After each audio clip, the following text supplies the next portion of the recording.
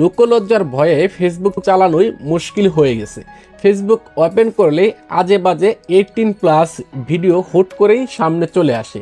আর এখন যেহেতু রমজান মাস চলতেছে, তো আপনার ফোন থেকে জাস্ট 2টি সেটিংস বন্ধ করেই কিন্তু এই ঝামেলা থেকে মুক্তি পেতে পারেন।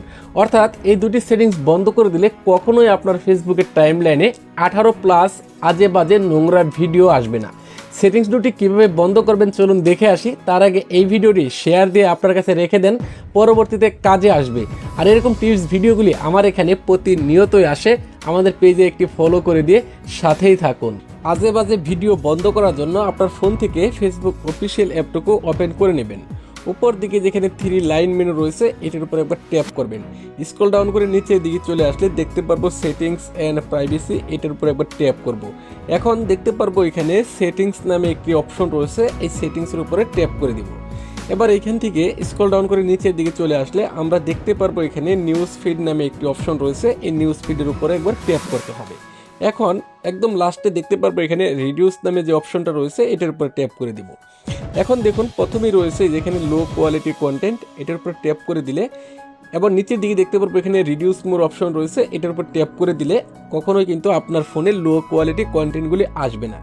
এবার 2 নম্বর একটি সেটিংস দেখতে পারবেন unoriginal content and problematic sharing, just এটার উপরে ট্যাপ করবেন।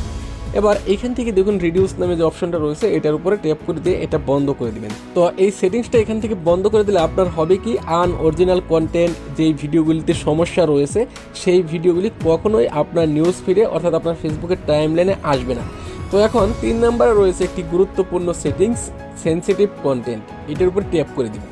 ট্যাপ করে দিয়ে এটা এখানে দেখুন এই যে রিডিউস ডিফল্ট করা রয়েছে, আমাদের কাজ হচ্ছে এখান থেকে এটাকেও রিডিউস মোর করে দিব। তো এটা যদি আমরা রিডিউস মোর করে নিচের দিকে দেখুন এই যে ওকে বাটন রয়েছে, এই ওকে বাটনের উপরে প্রেস করে দেই, তাহলে কিন্তু সেনসিটিভ কন্টেন্টগুলি অর্থাৎ 18+ ভিডিও, নোংরা ভিডিও বা ফেসবুকে যে আজে বাজে ভিডিওগুলি আসে এগুলি কখনোই আপনার টাইমলাইনে বা আপনার নিউজ ফিডে আসবে না, এগুলি থেকে আপনি মুক্ত থাকতে পারবেন। তো এই সেটিংসগুলি বন্ধ করার পরেও কিন্তু আরও একটি সেটিংস বন্ধ করতে হবে, না হলে কিন্তু এই সেটিংসগুলি বন্ধ করে আপনার কোনো লাভ হবে না। তো এখান থেকে ব্যাক করে চলে আসবেন, আবার ওই যে নিচের দিকে দেখতে পারবেন যে মিডিয়া নামে একটি অপশন রয়েছে, এই মিডিয়ার উপরে একবার ট্যাপ করে দিবেন। ট্যাপ করে দিয়ে এই যে এখান থেকে দেখুন অটো প্লে নামে যে অপশনটা রয়েছে নিচের দিকে দেখুন নেভার অটো প্লে ভিডিও, এইটার উপরে একবার ট্যাপ করে দিবেন।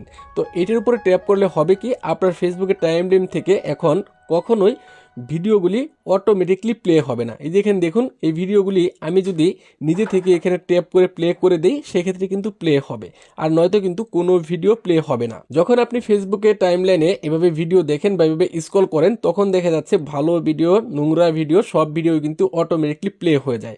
আর আপনার ফেসবুকের টাইমলাইন থেকে যদি কোনো একটি ভিডিও অটোমেটিকলি প্লে হয়ে যায়, অর্থাৎ কোনো একটা নোংরা ভিডিও যদি আপনার ফেসবুকের টাইমলাইনে চলে আসে আর ওই ভিডিওটা যদি অটোমেটিকলি প্লে হয়ে যায় সেক্ষেত্রে কিন্তু পরবর্তীতে ওই ধরনের ভিডিওগুলি আসতে থাকবে।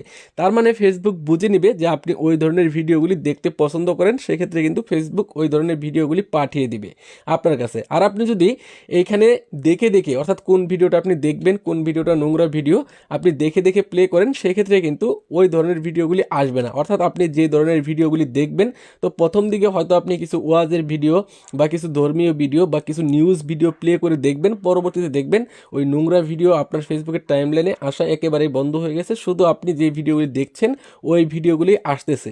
তো আশা করছি বুঝতে পেরেছেন কিভাবে নোংরা ভিডিও আসা ফেসবুকের টাইমলাইনে বন্ধ করবেন। আর এই ভিডিওটি ভালো লাগলে অবশ্যই শেয়ার করে সবাইকে দেখার সুযোগ করে দিবেন। আর ভিডিওতে যে সেটিংসগুলি দেখিয়েছি আপনাদের কেমন লেগেছে অবশ্যই কমেন্ট বক্সে আপনার সুন্দর মতামত লিখে জানাবেন বা আপনার কতটা কাজে আসবে। ধন্যবাদ সবাইকে এতক্ষণ সাথে থাকার জন্য।